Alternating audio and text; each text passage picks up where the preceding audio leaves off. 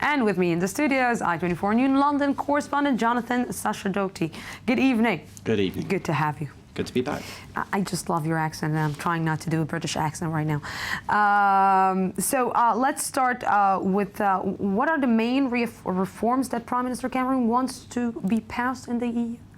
David Cameron's promised the British electorate that they'll get an in or out vote whether we should stay in the European Union, but not before he reforms Britain's arrangement with Europe. So that's why he's so against this appointment, and he's been trying to convince Angela Merkel and other European leaders that a less federalist European president would be somebody better equipped to make the changes needed in the European Parliament, and that's what he wants. He says that Europe is too big, too bossy, and interferes too much in individual nations. He thinks that Europe should only be helping when there's a trade issue or things where it can help nations, but otherwise it should be nation first and not Europe first. How worried he is about the UKIP party?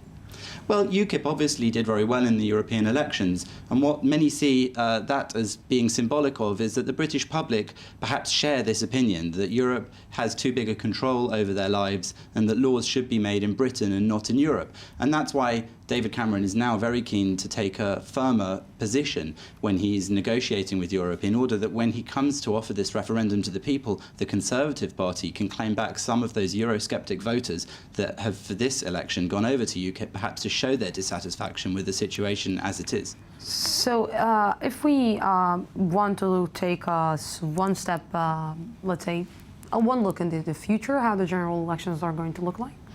So the general elections in the UK are coming up, and all the parties are trying to differentiate themselves at the moment, which is obviously interesting because unusually for the UK we have a coalition government at the moment. So even the coalition partners are trying to set themselves apart from each other clearly. When it comes to Europe, David Cameron is hoping that he can prove that the Conservative Party can be a reliable home for people who are Eurosceptic, so that they don't feel the need to go and vote for UKIP and Nigel Farage's party, which as yet has never had a Member of Parliament in Westminster and has enjoyed this success in Europe, which many see as a sign of dissatisfaction also with domestic politics. Why does it put the Liberal Party?